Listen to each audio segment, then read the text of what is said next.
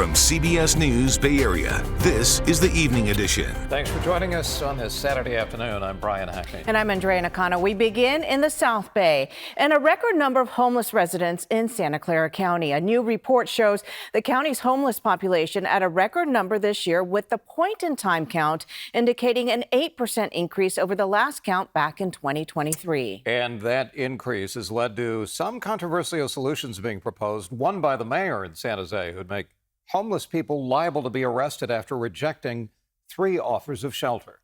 Darlene's got the story. Santa Clara County and its cities spend hundreds of millions of dollars each year to combat homelessness, yet the problem continues to grow. The latest count shows more than 10,000 people are living on the streets. A drive around town makes it easy to see the growing number of homeless people in Santa Clara County. So far, I've heard nothing from them. Nothing. Zero. San Jose native Ray Rodriguez has been trying to get into temporary housing ever since he became homeless 8 years ago. Well, I was a machinist for 28 years, and I was also a truck driver for 12, 15 years. And honestly, I started drinking too much, and I lost my life over drinking. And now I'm here. I got to pay the consequences. Ray says he's been sober for 3 years, but his disabilities make it hard to find permanent work. Santa Clara County officials say the point-in-time count conducted back in January found 10,711 people experiencing homelessness. That's an 8.2% increase from the 2023 count, which reported 9,903 people. The housing cost is very, very high, and that we have not been able to increase real housing, affordable housing for our residents. District 3 Supervisor Otto Lee says as the wage gap continues to grow in tech-driven Silicon Valley, more families are at risk of losing their homes. This fiscal year alone, the county spent $446 million on homeless housing and prevention programs like rental assistance. We really need to build housing in the multiple stories higher, like maybe 10 or 12 stories, like say near the transit corridor.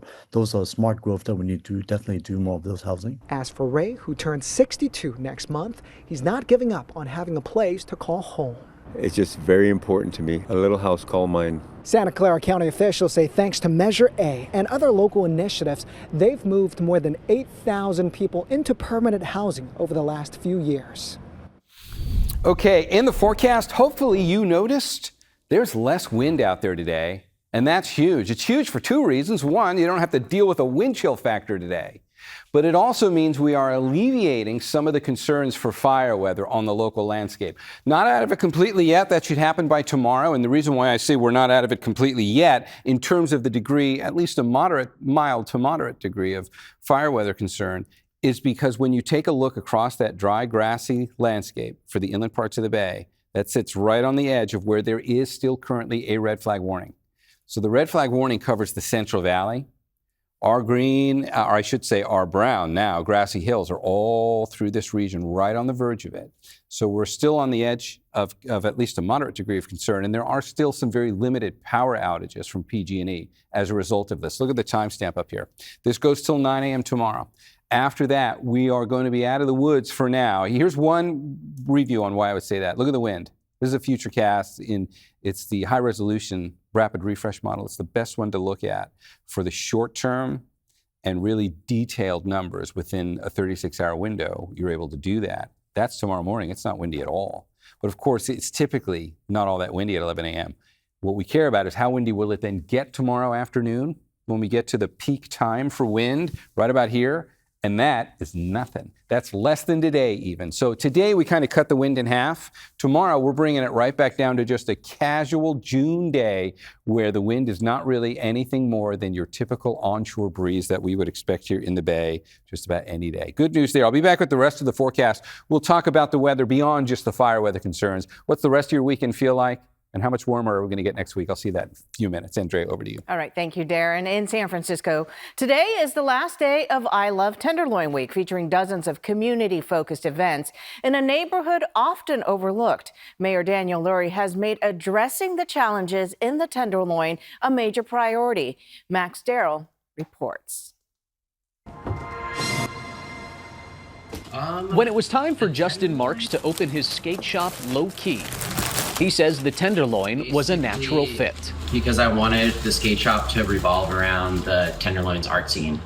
And over the past 5.5 years, he's immersed himself in it, a neighborhood that has seen some of its toughest times. The hard times don't compare to the heightened good times I have here in the Tenderloin. As images of homelessness and open-air drug use became synonymous with the Tenderloin in recent years, Mark says what was lost was the light shining upon the good in the neighborhood, which did and does still exist. That's a huge reason why I have my business here, is to shed light on the positive activities and throw fuel on that fire rather than this negative dialogue about the Tenderloin. In terms of the visible issues, he says over the last year, the streets are literally cleaner. He thinks 311 is more responsive now. Within a handful of hours, they're there cleaning it, and that's been really helpful for my business.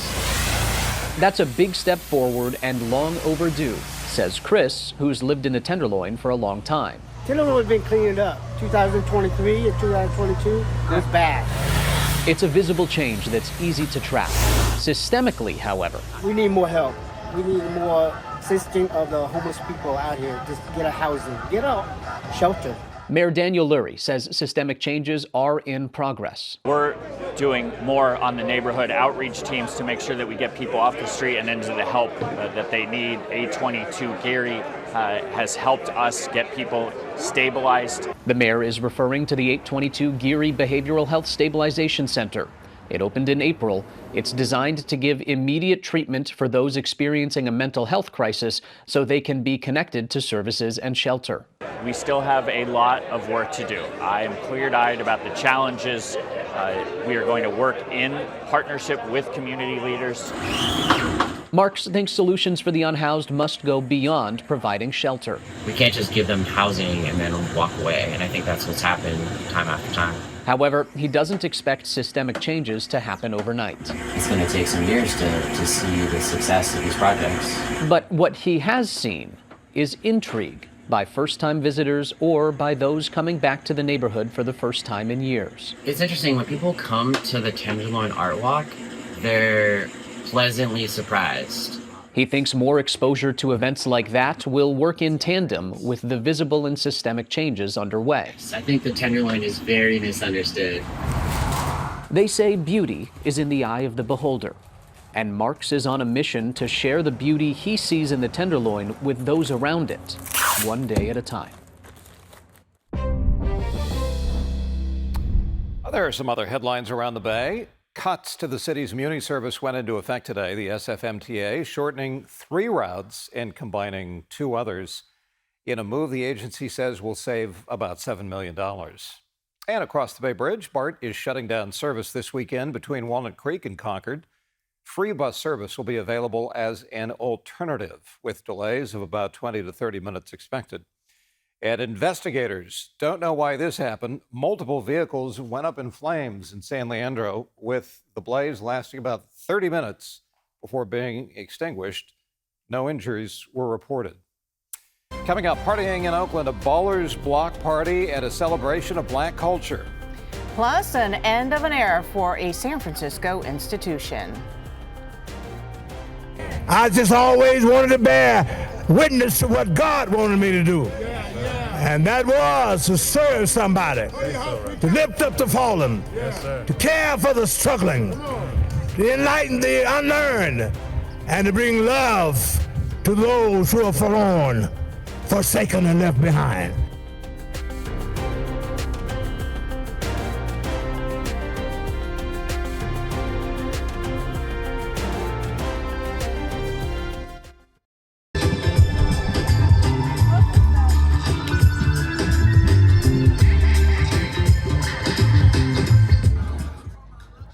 Well, the Oakland Ballers held a block party this afternoon, held in honor of former A's star Ricky Henderson, who died last year.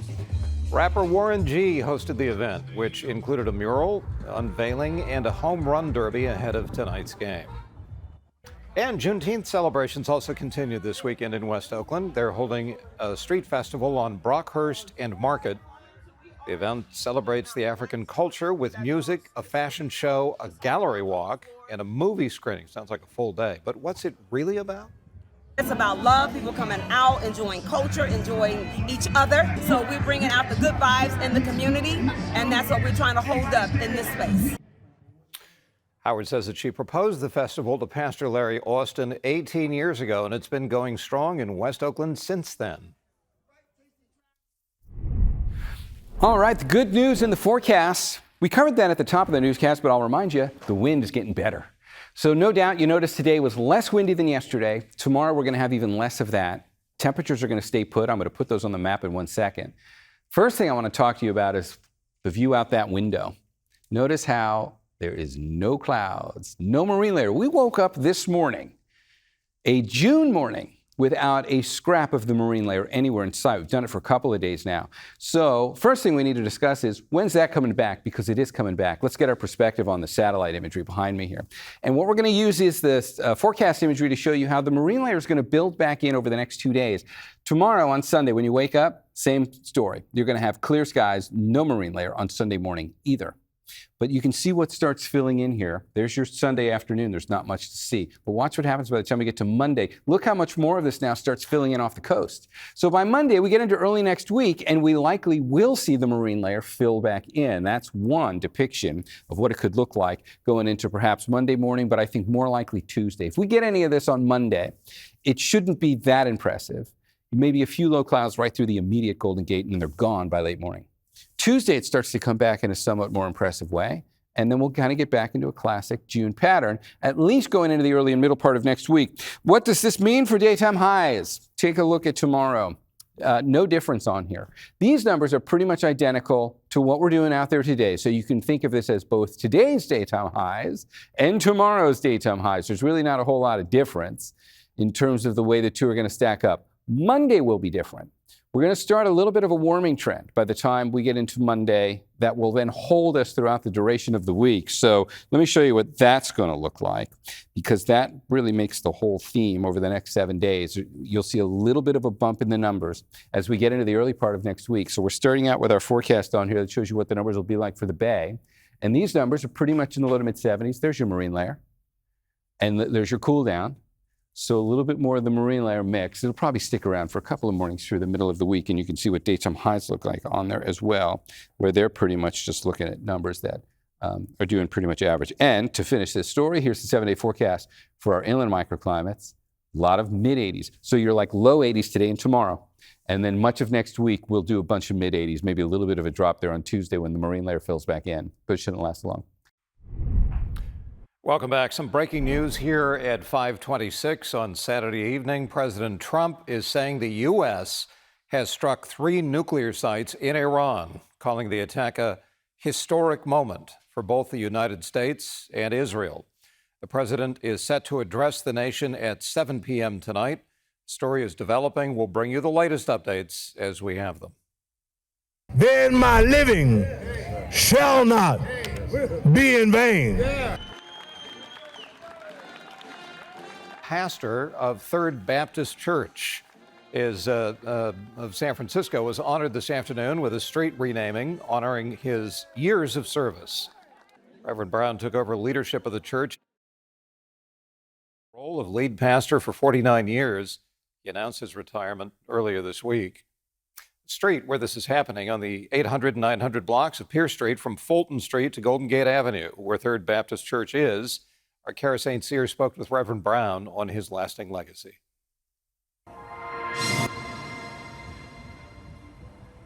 I organized the First Youth Council, September 1955. Political activism and preaching the Word of God was an inescapable fate for Reverend Amos Brown. Well, the atmosphere was in my house, was in my DNA. My grandfather was a preacher. My father was a preacher, and I had 3 uncles who were preachers down there in Franklin County, Mississippi. But his destiny was sealed in 1955 when the first pictures of Emmett Till came to press. he could no longer ignore the call. His activism would lead him to ride with the Freedom Riders, march on Washington, and rub elbows with countless civil rights icons and preachers. And here is Mr. Evers right here. But if you ask him, his most important act of defiance was being a reverend of Third Baptist Church of San Francisco, one of the city's oldest historically black congregations. Dr. Du Bois spoke from that pulpit, so did Paul Robeson. But now, after 49 years, the Reverend is taking a step back, vowing to become a congregant in the sanctuary he once led. Oh boy, I have so many memories. Reverend Brown's legacy here is a lengthy one. Under his leadership, the church established an after-school program, and they sponsored more African refugees than any local church in the nation in 1984. And this is just the tip of the iceberg. If I can help somebody as I pass along, then my living shall not be in vain. For now, he'll spend each Sunday in the fourth pew, the one he sat in nearly 50 years ago when he first joined the church. But don't be fooled. I sat right here. Retirement isn't goodbye. I will be pastor emeritus. He'll rest easy, knowing a job is complete, a destiny fulfilled. Again, President Trump will address the nation at 7 o'clock our time tonight on the U.S. now bombing Iran. That's it for us at 5. And we will see you back here at 6. The CBS Weekend News is coming up next.